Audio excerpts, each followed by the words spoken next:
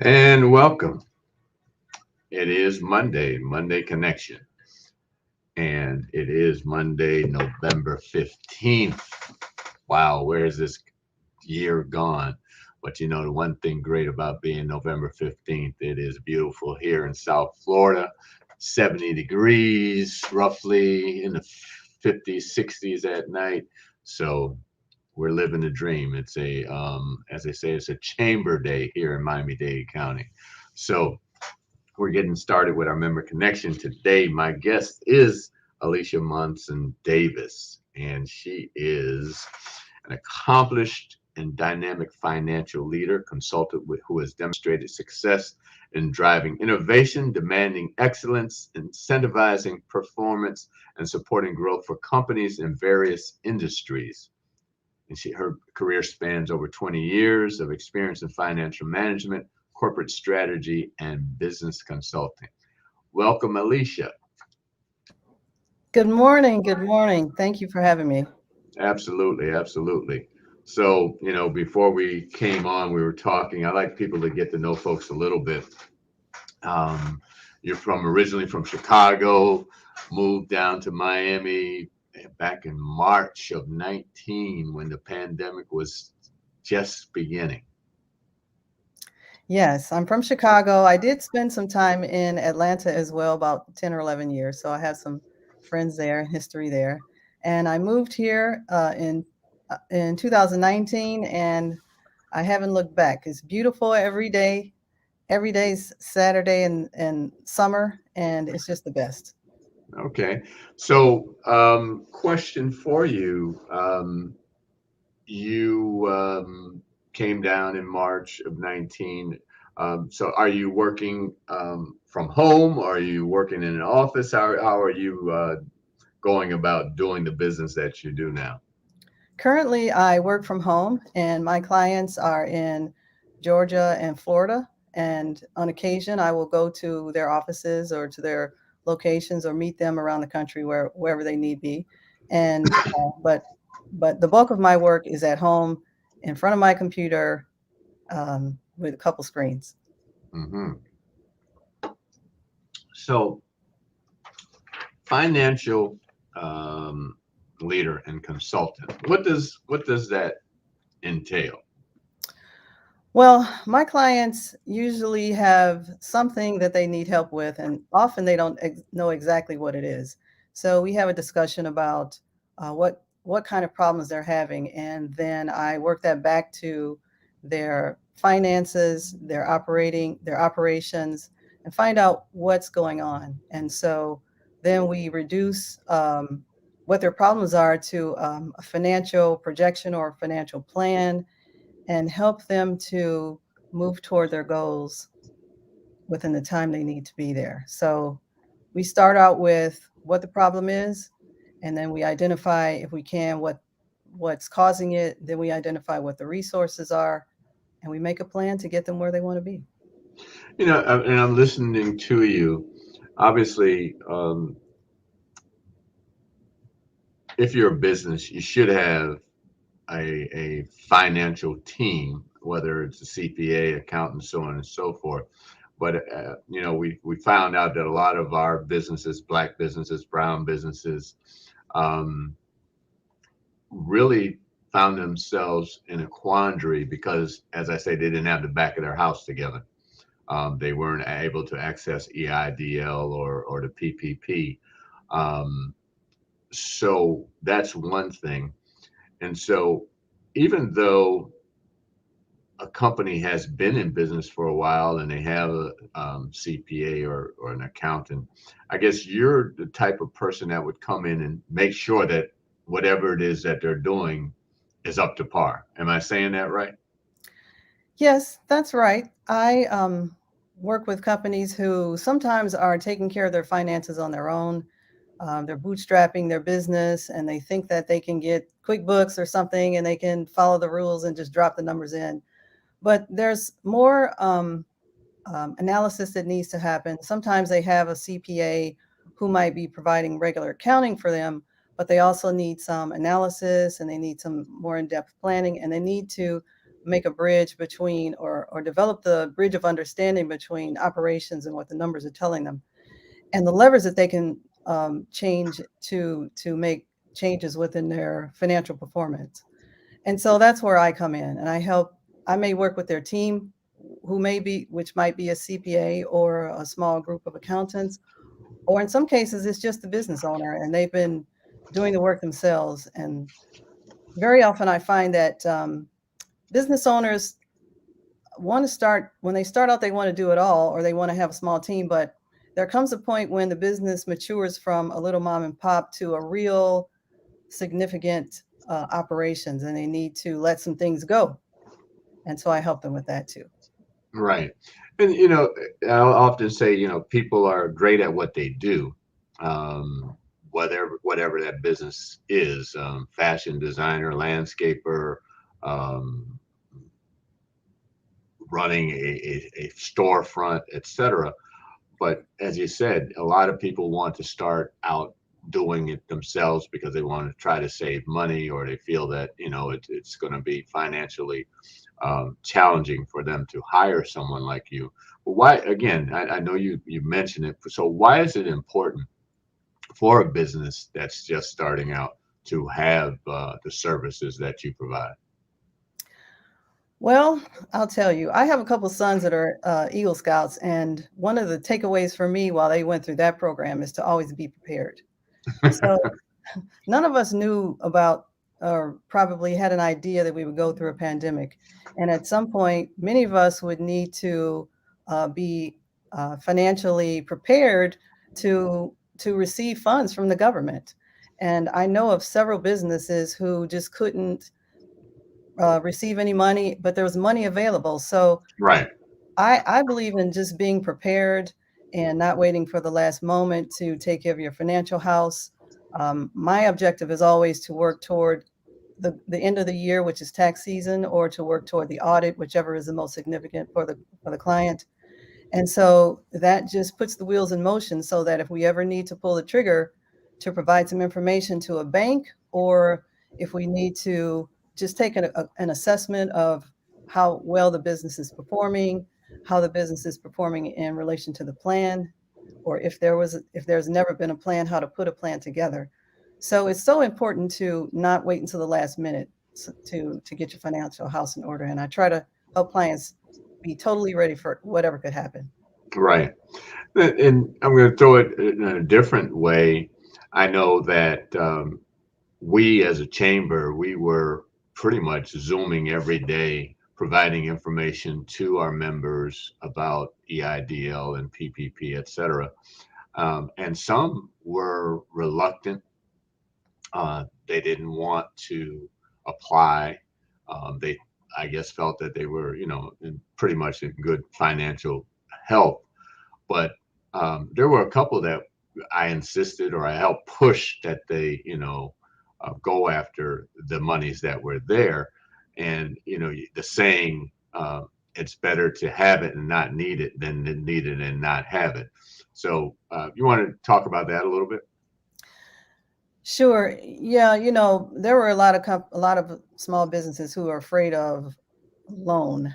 And so when the government was putting that out that there was this money available, people were initially afraid, but or many of them were, not all of them. And so I was I was really busy during that period helping people to get that money and account for it once you had it. You can't just have it and do whatever you want. So, and my clients did have those loans forgiven, so it was good.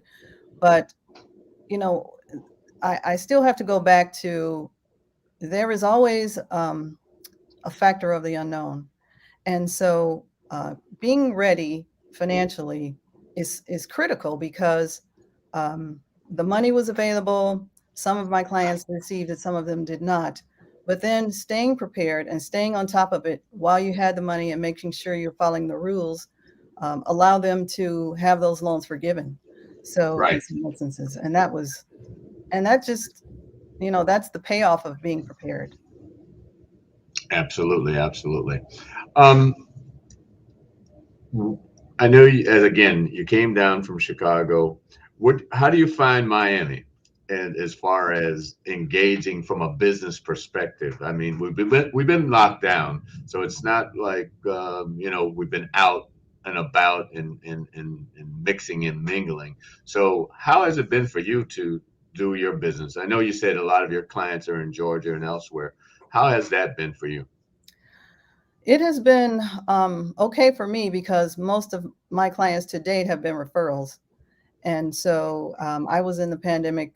It started in April. By June, I had my first client who called me to say that, hey, we need some help. This is a situation. They were in Georgia. As long as I had a computer and internet, I could do whatever they needed done.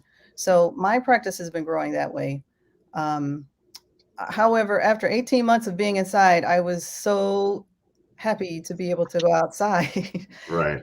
and see people and talk to people and just have face-to-face interaction, and I really appreciate the chamber's, networking on Tuesday too.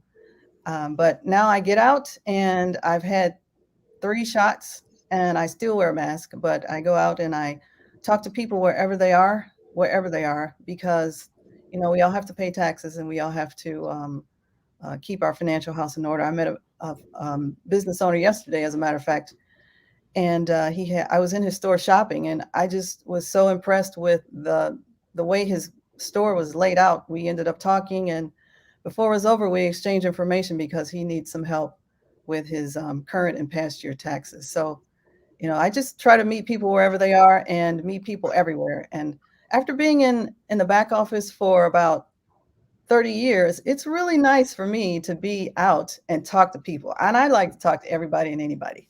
Right, right.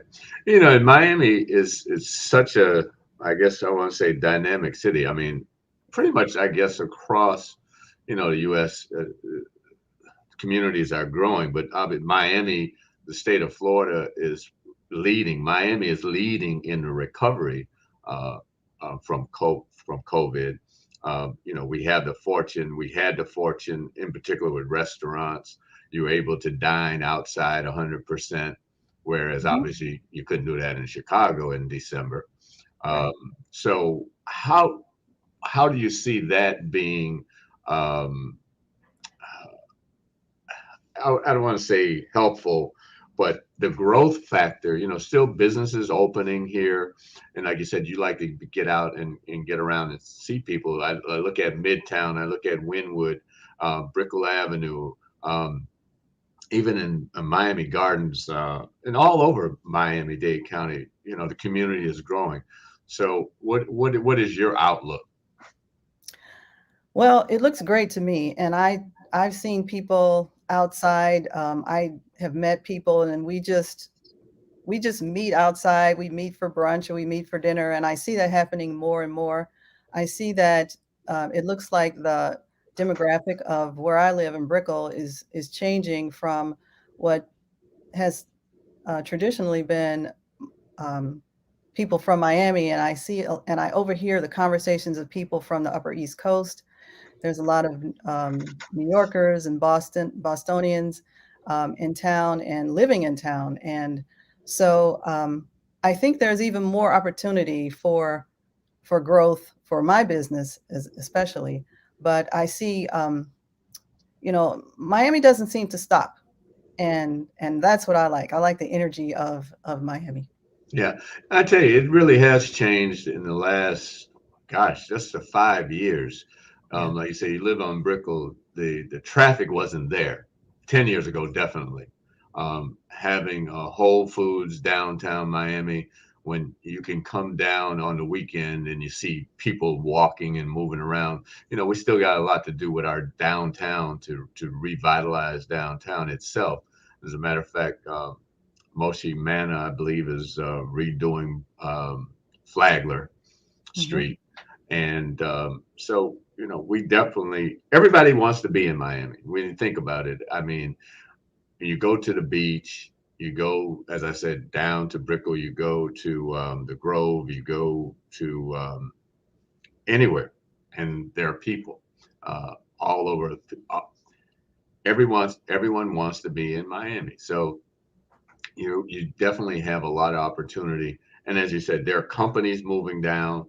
Um, was it Black? I can't think of the name of the it's a de- I'm not sure if it's a development group. I can't. It's Black. Can't remember the name of it. Begins Mhm, with Black though. mhm. But they just bought the building that sits over Brightline. Oh, okay. Yeah, they moved their offices from New York to Miami. They bought the building. Is that BlackRock? Yeah, exactly, Okay. exactly. That what? Say it again. BlackRock, Yeah, BlackRock. Yeah, I couldn't an remember the investment company. last part of it. Yeah, they. So like I said, the opportunities are here, and that's amazing. Yeah, it's really impressive how Miami is coming back and it's coming back bigger. Yeah, So, with all the now, I'm glad you said that because this is one area I wanted to go to. And how are you looking at this whole Bitcoin uh, blockchain? How are you engaged in that at all? I have just recently stuck my toe in the water when it comes to Bitcoin. So, and that's only because of peer pressure. But Right, it seems like there's too many coins coming. I know there's a Miami coin and there's other kinds of coins out there. And and I'd like to stay with what's sure. And so I may do a little bit with Bitcoin, but I'm not going all in there. right. So are you following the whole blockchain phenomena in terms of what it does? I mean, you look at b- I- banking foreign countries where they let me say this right, where you have farmers in Africa that couldn't bank, but now through blockchain they're able to do this, and it's a form of identity, et cetera, et cetera. Yeah. I've seen that and I think it's going to be a force for banking. I don't have any clients that have those kind of issues yet, but I do know that there are some companies, even in America, who are unbanked. And so it's an interesting phenomenon, but for right now, my focus is still on USD. I got you. I got you. Well, anything you'd like to leave our folks before we go? Well, I just want thank you for having me today. It's been a pleasure to learn more about Miami through Miami-Dade Chamber of Commerce, and I appreciate all your networking that goes on Tuesdays, and I've met quite a few people. And I just want everyone to stay prepared because we don't know what's coming for tomorrow, and it's so refreshing when something happens and you've already got your ducks in a row. And feel free to call me if I can help. And how can they do that? How can they get in touch with you? My telephone number in Miami is 305-890-6653. Now, how did you get a 305 number coming a couple years ago? I came down here and I said, I must have a 305 number, and I'm a part of the Miami-Dade Chamber of Commerce. And they said, we got you. That's interesting. So if you want to know more and learn more about the chamber, go to www.m-dcc, or you can call the chamber at 305-751-8648. And there's one last note. If you haven't bought your tickets for the 16th annual gala that's taking place on December 4th, they're still available. We'll be honoring Mayor Daniela Levine Cava as a Citizen of the Year, and we're honoring Bill Talbert with the H.T. Smith Lifetime Achievement Award. And we have Salia Nelson, Distinguished Service Award, and Maya Passamore is receiving the David Fincher Young Achiever. David Fincher started the chamber back in 1974, so we wanted to honor and recognize him along with others who started the chamber. So thank you once again, Ms. Davis, and look forward to seeing you soon. Thank you. Have a great day. You too.